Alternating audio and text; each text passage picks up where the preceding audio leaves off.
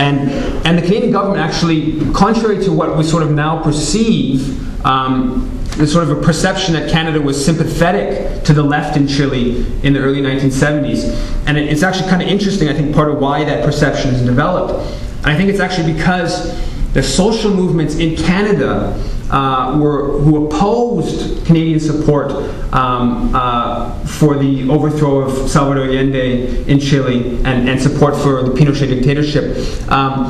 The Trudeau government, which refused to concede to the main demand of those social movements, which was not supporting the coup and not supporting the Pinochet dictatorship, buckled on one point and opened the door up to Chilean refugees. The sixth point about Canadian foreign policy is that in a number of countries, Canadian aid has been used to rewrite mining codes to the benefit of Canadian mining companies. And Canada, with 60% of the world's mining companies, it's obviously Canadian mining companies are the main beneficiaries of this process. Canadian mining companies have between 3,000 and 8,000 mining concessions around the world. And as was actually alluded to earlier, CIDA, the Canadian International Development Agency, has actually provided tens, probably hundreds of millions of dollars in direct Canadian aid to helping rewrite countries' mining codes. According to the head of Colombia's mining workers' union, quote, "The new code flexibilized environmental regulations, diminished labor guarantees for workers, and opened the property of Afro-Colombian and indigenous people to exploitation." Fifth point about Canadian foreign policy is that Canada had between 250 and 450 nuclear-armed fighter jets based in Europe in the 1960s. So part of the mythology about Canada in the world is that we was a country that had the capacity to develop nuclear weapons but has chosen another route. There's more to the story. The Canadian CF-104 Starfighter, based in Germany in the late 50s and 60s, had no gun. All it had was a thermonuclear weapon. Ottawa allowed the U.S. for decades to station U.S. Fighter jets with nuclear bombs on them. Canada produces about 30% of the world's uranium, and beginning in the late 1940s, Ottawa voted against the UN resolution to ban nuclear weapons, and since that time Canada has either opposed or abstained on UN resolutions calling for the banning of nuclear weapons. Number 4, Washington did not press Ottawa to break relations with post-revolution Cuba because it wanted Canada to spy on the island. While basically every country in the hemisphere, except for Mexico and Canada, cut off relations with post-revolution Cuba, that's sort of been presented as Ottawa standing up to the Americans. There's more to the story there. The book 3 Nights in Havana reads, quote, "Recently declassified State Department documents have revealed that, far from encouraging Canada to support the embargo," that's the U.S. embargo of Cuba, "the United States secretly urged Prime Minister Diefenbaker to maintain normal relations because it was thought that Canada would be well positioned to gather intelligence on the island." And that's precisely what Canada has done. The Communications Security Establishment, the Canadian government spying agency in Canadian embassies around the world, has been highly active in the Canadian embassy in Havana. And according to a number of books on the intelligence world, Canada provides, quote, the best intelligence, best military intelligence on Cuba. The third point about Canadian foreign policy: throughout Pierre Trudeau's time in office and before, Canadian companies were heavily invested in apartheid South Africa.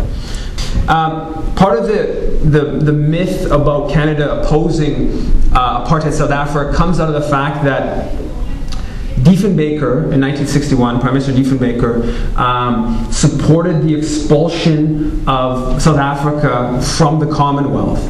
But it's important to note why Diefenbaker supported it. It wasn't a principled opposition to the apartheid regime, but it was rather the Asian and other African countries were threatening to leave the British Empire's Commonwealth if apartheid South Africa was allowed to stay. And so Diefenbaker's support of that position was not a principled opposition to apartheid, but rather it was tactical support for the British Commonwealth. And that's borne out in the fact that Canada had a preferential tariff agreement with apartheid South Africa until 1979. Canadian weapons were making their way to South Africa until at least 1978, including weapons from Canadian Crown corporations. Canadian police training South Africa in the 1970s, early 1970s. In 1982, in October 1982, the Trudeau government provided 4.91% of an IMF vote in support of $1 billion credit to apartheid South Africa, while 68 countries in the IMF opposed the loan to apartheid South Africa. 121 countries within the UN General Assembly, the Canadian government provided the necessary 4.91%, which ultimately, the vote only passed at 52%, which ultimately helped apartheid South Africa get this very important loan. Number two, Canada helped depose Congolese Prime Minister Patrice Lumumba, one of Africa's first independence leaders, who was then killed. When when Congo got its independence from Belgium in 1960, mid-1960, the Belgians basically wanted to give a political independence and maintain economic and military control over the country. But Patrice Lumumba basically wanted to go a little bit further with the decolonization process. The Belgians' response was to support a secessionist movement in the east of the country, in Katanga, where actually most of the country's, or much of the country's mineral resources, vast mineral resources, lie.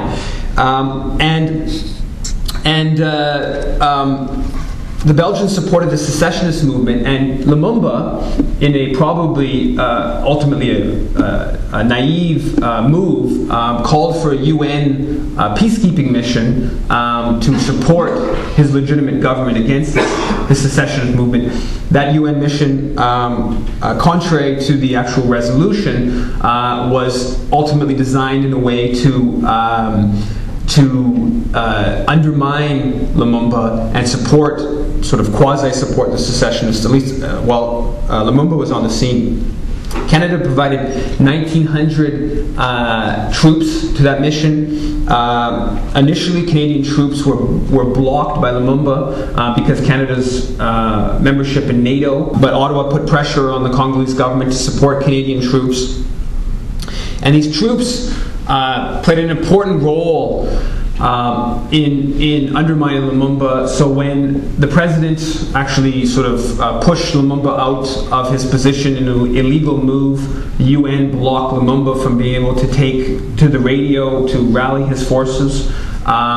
When Lumumba tried to get his forces from the rest of the country into the capital, it was UN troops who blocked, who were in charge of the capital's airport. They blocked the troops from the rest of the country coming in. And to give a sense of Ottawa's thinking and actions within the UN mission, there's an external affairs memo that reads, quote, "An independent Katanga working with the neighboring British colonies could serve as a bulwark against the major threat to Western interests that the Lumumba government was becoming."